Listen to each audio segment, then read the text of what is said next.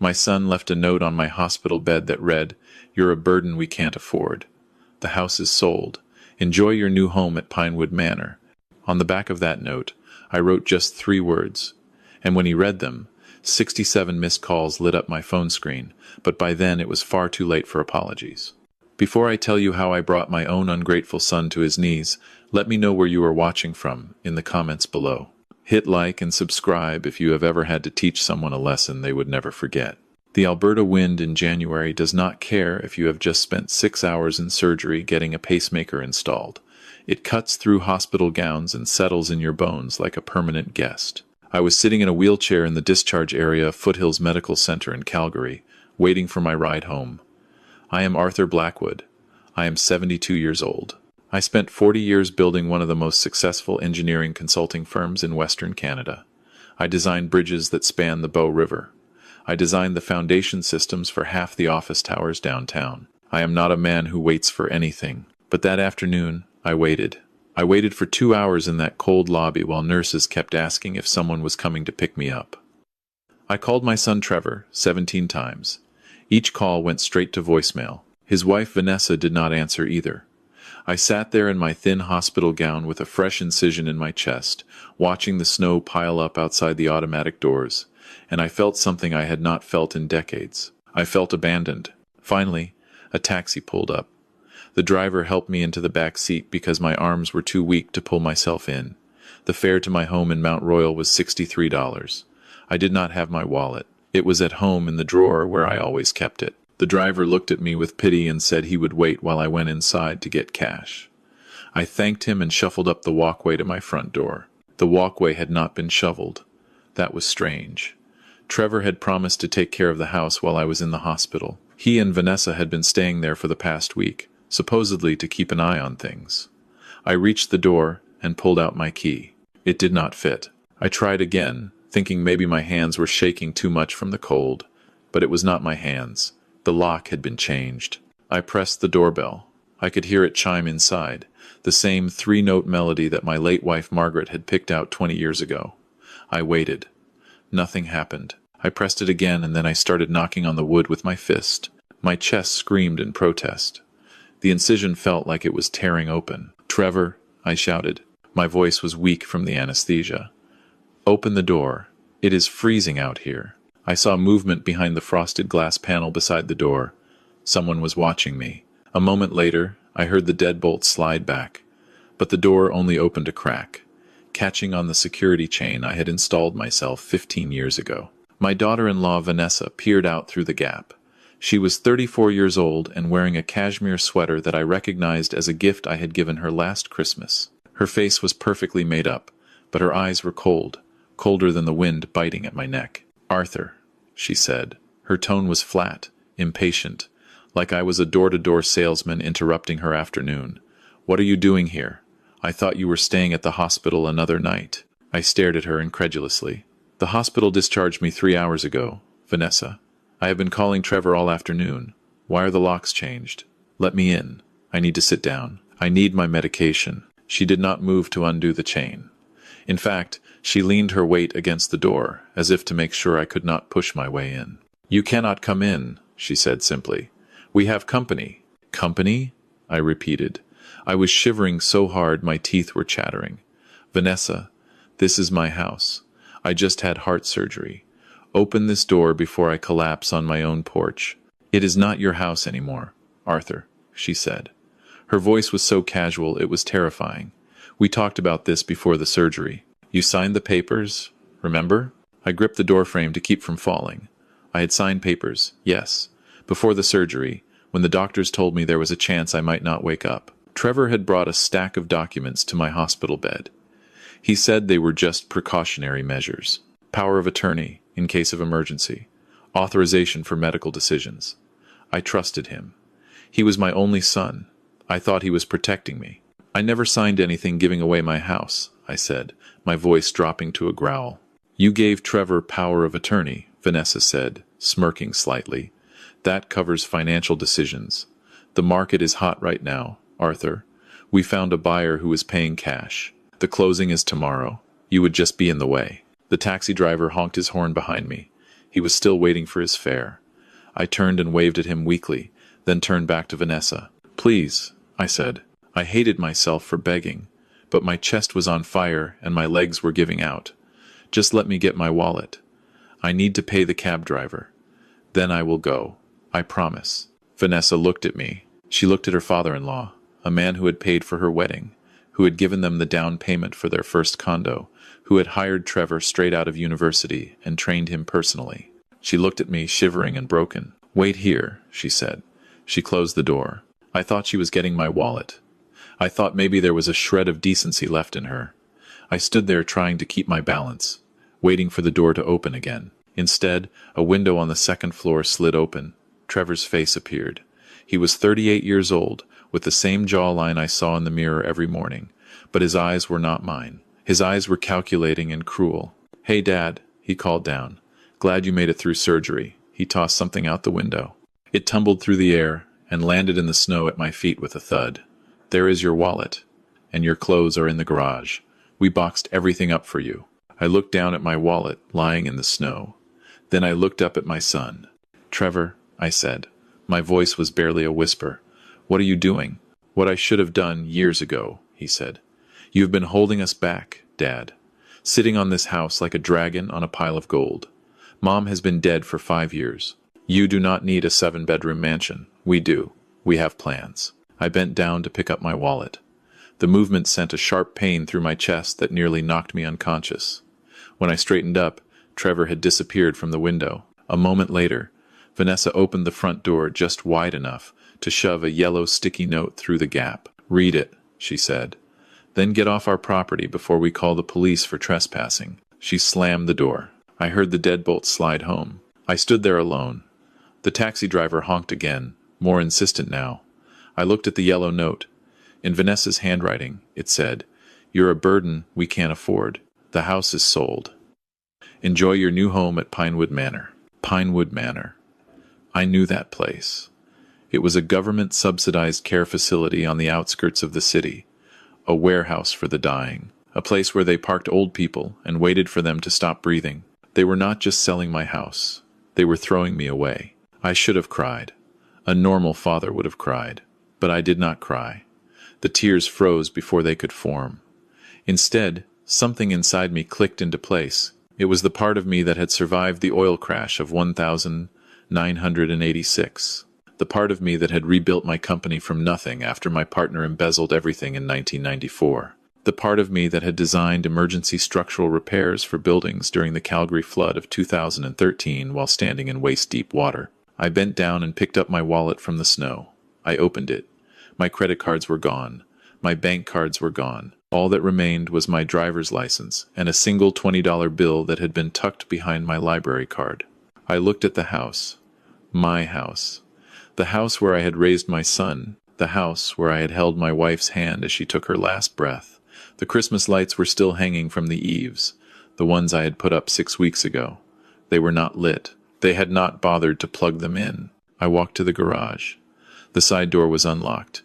Inside, stacked against the wall, were 4 cardboard boxes. My entire life, reduced to cardboard.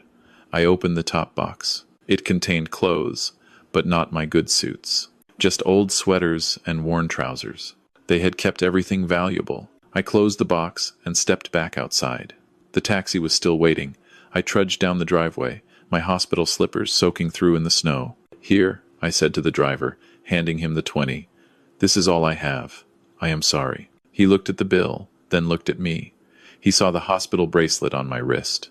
He saw the fresh surgical tape peeking out from under my gown. He saw the tears frozen on my cheeks. "Get in," he said quietly. "I will take you wherever you need to go. Pay me when you can." I climbed into the back seat and gave him an address. Not a hotel, not a shelter. I gave him the address of the one person in Calgary who I knew would help me without asking questions. As we pulled away from the curb, I looked back at my house one last time.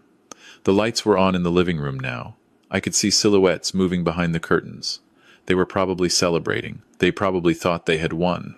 They had no idea what they had just started. The taxi dropped me off in front of a modest bungalow in Bridgeland. The snow had been freshly shoveled. The walkway was lined with solar lights. Everything about this house said someone who cares lives here. I knocked on the door and waited. A moment later, it swung open, and Christine Whitfield stood there in a flannel shirt and reading glasses, her silver hair pulled back in a practical ponytail. Christine is the daughter of my first business partner, a man who died in a construction accident 30 years ago. I paid for her education. I helped her get her first job at a law firm downtown. Now she ran her own practice, specializing in estate litigation, and she owed me nothing except the loyalty that comes from genuine gratitude. "Arthur," she said, her eyes going wide. She took in my hospital gown, my soaked slippers, my pale face. She did not ask questions. She grabbed my arm and pulled me inside. "Sit," she commanded, pointing to the couch near the fireplace. "I will make tea. Then you are going to tell me everything." An hour later, I had told her everything. The surgery, the power of attorney, the changed locks, the boxes in the garage, the note about Pinewood Manor. Christine listened without interrupting. Her expression grew darker with every sentence. When I finished, she was silent for a long moment. Then she opened her laptop and started typing. "Give me a minute," she said. "I am pulling up the land title records. If they are really selling the house tomorrow, there has to be a paper trail." I watched her face as she scrolled through the records. The blue light from the screen made her look like a detective examining evidence at a crime scene. "Found it," she whispered. Her voice was ice cold. "Oh, Arthur, that clever little witch." "What did you find?" I asked, leaning forward despite the pain in my chest. She turned the monitor so I could see. It was a digital copy of a transfer document filed 3 days ago. The header read, "Transfer of land." "He did not just list the house for sale," Christine explained, pointing at the screen. "He transferred it. He used the power of attorney to register a transfer of the property from Arthur Blackwood to Trevor Blackwood for the sum of $1. He put the house in his name while you were unconscious on the operating table." I stared at the screen. There it was. My signature, forged by my own son. "This is fraud," Christine said, standing up and pacing the room. "This is clear self-dealing. A power of attorney has a fiduciary duty to act in the principal's best interest. Transferring a $3.8 million property to yourself for $1 while the principal is in surgery is textbook breach of duty. We can file an emergency application tomorrow morning. We can freeze the sale." She reached for her phone, ready to start making calls. "Wait," I said, holding up my hand. She looked at me confused. "Arthur, did you hear me? We can stop this." "I know," I said. "But I do not want to stop it. Not yet." Christine sat back down slowly. She knew me well enough to recognize when I was thinking strategically. "What do you mean?" she asked. I reached into my hospital gown and pulled out the crumpled yellow note. I smoothed it on my knee and read it again. "You're a burden we can't afford. If we stop them now," I said, "it is a civil dispute. Trevor can claim he was confused. He can claim he thought he was doing what I wanted. A judge might just void the transfer and slap his wrist. But if they go through with the sale tomorrow," I continued, "if Trevor stands in that closing room and signs the final documents claiming he is the legal owner, and if he takes that money—" Christine's eyes widened as she caught my meaning. "Grand theft," she whispered. "Fraud. Elder financial abuse. If the value is over $5,000, which it definitely is, he is looking at a criminal conviction, mandatory prison time." I looked out the window at the dark Calgary skyline. I could see the glow of downtown in the distance, the towers I had helped build. "Trevor thinks I am a weak old man," I said. "He thinks I am a burden. Let him find out what kind of burden I really am." Christine nodded slowly. She picked up her phone, but instead of calling the civil clerk, she dialed a different number. "Detective Morrison," she said into the receiver. "This is Christine Whitfield. I have a case for you. It involves major fraud against a senior citizen, and you are going to want to be there when we spring the trap." She listened for a moment, then covered the mouthpiece. "He wants to know if the victim is willing to testify." I stood up, buttoning the cardigan Christine had given me. "Tell him the victim is ready," I said, "and tell him to bring handcuffs." The next morning, I sat in the back of Christine's car outside the offices of Henderson and Associates Real Estate Law on 17th Avenue. The sun was bright, but the temperature was -20. My breath fogged the window as I watched the entrance. At 9:47, Trevor's BMW pulled into the parking lot.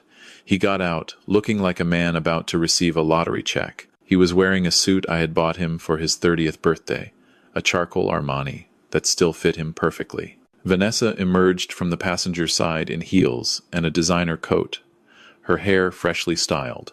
They walked toward the building laughing about something. They looked happy. They looked victorious. I felt nothing but cold determination. "They think the buyers are already inside," Christine said from the driver's seat. "A young couple.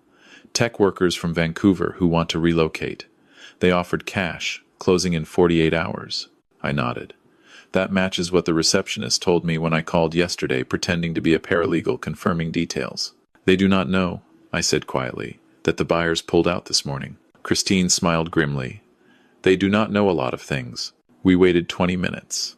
Then Christine's phone buzzed. A text from Detective Morrison. "We're in position. Proceed when ready." I opened the car door and stepped out into the cold. The walk from the parking lot to the building entrance felt like the longest journey of my life. Each step sent a dull ache through my chest, where the pacemaker sat like a tiny mechanical heart beneath my skin. But I did not slow down. I had somewhere to be. The receptionist looked up as I pushed through the glass doors. She was young, maybe 25, with a professional smile that faltered slightly when she saw my appearance. I had not shaved in 3 days. My clothes were borrowed. I looked like exactly what Trevor had tried to make me, a homeless old man with nowhere to go. "Can I help you, sir?" she asked uncertainly. "I am here for the Blackwood closing," I said. "Conference room B." She checked her computer screen. "I am sorry, but that meeting is private. Family members only." "I am family," I said. "I am Arthur Blackwood, the man whose house they are selling." Her eyes went wide. She reached for the phone, probably to call security, but I was already walking past her desk toward the hallway. I had been to this office before. I knew exactly where conference room B was located. I pushed open the door without knocking. The room went silent. Trevor was sitting at the head of a long mahogany table, papers spread out before him. Vanessa sat to his right, her pen poised over a signature line. Across from them sat a lawyer I did not recognize, an older man with glasses and a nervous expression. There were no buyers. The chairs on that side of the table were empty. Trevor's face went through several transformations in the span of 2 seconds. Surprise, confusion, then fear. "Dad," he stammered, rising from his chair. "What are you doing here? You are supposed to be at I thought you were." "Pinewood Manor?" I finished for him. I walked slowly to the empty chair at the opposite end of the table and sat down. "I heard they have excellent facilities for people who are burdens." "Arthur," Vanessa said, her voice sharp and commanding, "you need to leave. This is a private business transaction. You are not supposed to be here." I looked at her. I held her gaze until she looked away. "You are right, Vanessa," I said calmly. "This is a business transaction, and since it involves my property, I thought I should be present." "It is not your property anymore," Trevor said. His confidence was returning now. He had clearly rehearsed this moment in his head. "You signed power of attorney, Dad. You were in no condition to manage your affairs. I had to step in. I transferred the house to protect it.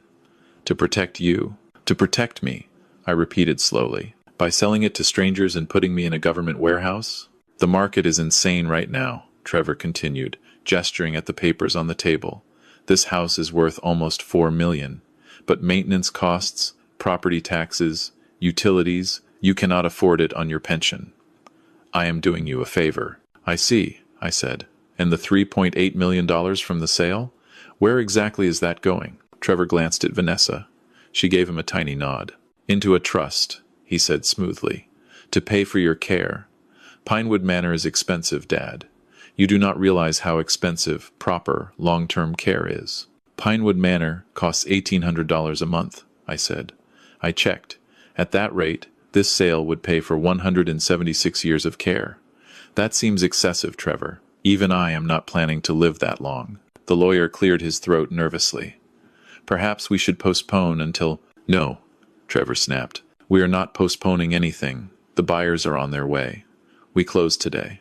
"Actually," I said, reaching into my pocket and pulling out a folded document, "the buyers are not coming." "What are you talking about?" Vanessa demanded. "I called them this morning," I said. I introduced myself as Arthur Blackwood. I told them there was a title dispute on the property and advised them to walk away. unless they wanted to be tied up in court for years. They were very understanding. Trevor's face went pale. You did what? I unfolded the document and slid it across the table. This is a copy of my wife Margaret's will, I continued. You remember her, Trevor. Your mother, the woman who built the foundation of everything we have. Everyone in the room stared at the document. Margaret's will established the Blackwood Family Trust, I said. That trust took ownership of the house 15 years ago. I am the sole trustee. You, Trevor, are a beneficiary, but only upon my death and only if certain conditions are met. I tapped the relevant paragraph with my finger. Specifically, beneficiaries who attempt to remove the trustee through fraud or coercion are automatically disqualified from any inheritance. Trevor snatched the document and scanned it frantically. His hands were shaking. The transfer you filed last week is void, I continued. You signed as agent for Arthur Blackwood, the individual. But Arthur Blackwood, the individual, has not owned that house since 2010. The trust does, and trust assets cannot be transferred via a personal power of attorney. This is not possible, Trevor stuttered. My lawyer said. Your lawyer, I said coldly, should have done a proper title search, but that would have taken time, wouldn't it? And you were in a hurry. You needed the money fast. The question is, Trevor, why did you need almost $4 million so urgently? I do not know what you are talking about, Trevor said, but his voice cracked. I pulled out another document. This one I had obtained from Christine just 2 hours ago. This is a court filing from last month, I said. A judgment against Blackwood Engineering Consultants for breach of contract. The plaintiff is a numbered company based in the Cayman Islands. The judgment is for $2.3 million. Trevor went white. I did some digging, I continued. That numbered company is a shell corporation controlled by your former business partner, Marcus Chen. The same Marcus Chen who convinced you to invest in that cryptocurrency mining operation 2 years ago. The one you never told me about. The one that collapsed. Dad, Trevor whispered. His arrogance was gone. His confidence was gone. All that remained was the terrified child I remembered from decades ago. The boy who had broken a window playing baseball and tried to blame it on the neighbor's kids. You borrowed money from Marcus to cover your losses, I said. Then you lost that too. Now he has a judgment against your company, which means he can seize your assets, your cars, your condo, your bank accounts, everything except the house, Vanessa finished. Her voice was hollow. She finally understood the trap. The house that is not in Trevor's name, I said. The house that is protected by a trust. The house you tried to steal so you could liquidate it before Marcus's lawyers could put a lien on anything. I stood up slowly, using the table for support. You were not selling my house to pay for my care, I said. You were selling my house to save yourselves. And you were willing to throw your own father into a warehouse to die to do it. Trevor slumped in his chair. Vanessa put her head in her hands. But here is what you did not know, I continued. I walked toward the door. Blackwood Engineering Consultants. The company you work for. The company with the judgment against it. I paused with my hand on the doorknob. I own it. Trevor's head snapped up. What? When I retired, I did not sell my shares. I transferred them to a holding company. That holding company is controlled by the Blackwood Family Trust. I am the majority shareholder, Trevor. I have been your boss this entire time. You just never bothered to read the corporate filings. I opened the door. Christine was standing in the hallway, along with Detective Morrison and 2 uniformed officers. I also own the mortgage on your condo, I added. I bought it from the bank 6 months ago when you missed 3 payments. I have been your landlord since July. Trevor stood up, knocking his chair over. Dad, wait, please. We can talk about this. I made a mistake. I was desperate. Marcus was threatening to destroy my reputation. I did not know what else to do. I looked at my son. I looked at the man I had raised, the boy I had taught to ride a bicycle, the teenager I had comforted through his first heartbreak, the young man I had walked down the aisle at his wedding. You called me a burden, I said quietly. You said I was something you could not afford. You locked me out of my own house in the middle of winter, 3 hours after I had heart surgery. You left me standing in the snow with nothing but a hospital gown and a $20 bill. I stepped aside so the officers could enter the room. You wanted to throw me away like garbage, I said. But you forgot something, Trevor. I built this city.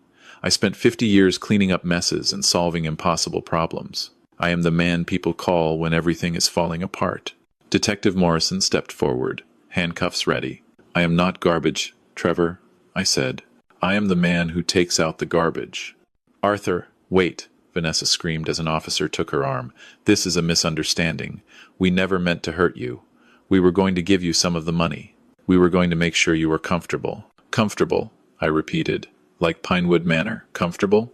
She had no answer. I watched as they put the handcuffs on my son. He did not resist.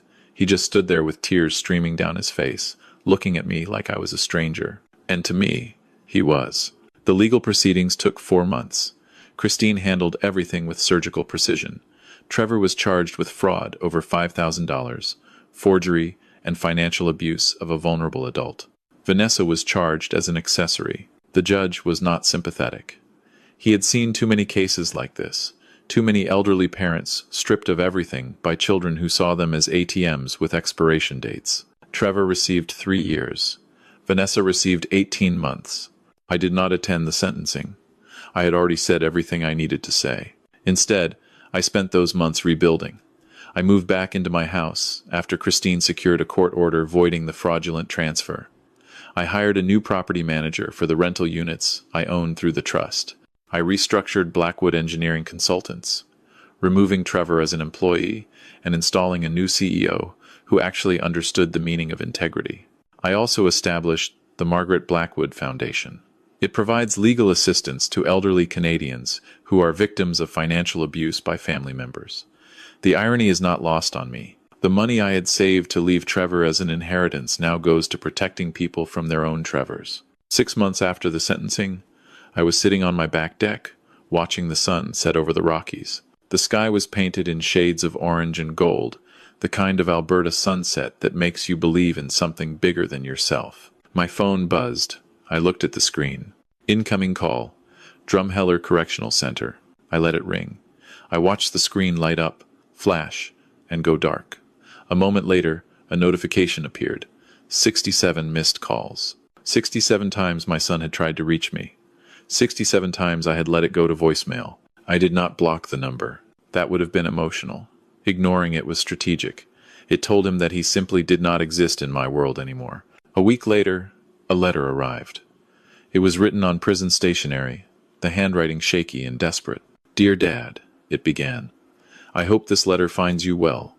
I know you are angry. I know I messed up. But I have had time to think in here, Dad. I want you to know I am sorry. I should not have listened to Vanessa.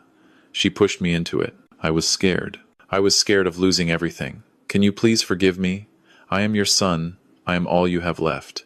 Do you really want me to rot in here while you live alone in that big empty house? I know you started that foundation. I know you are giving money to strangers. Strangers, Dad. While your own son cannot even afford decent food in here. Please, just put some money on my commissary account. Just enough so I can live like a human being. I promise I will pay you back when I get out. We can start over. Don't you miss the holidays? Don't you miss having family? Who is going to take care of you when your heart gives out again?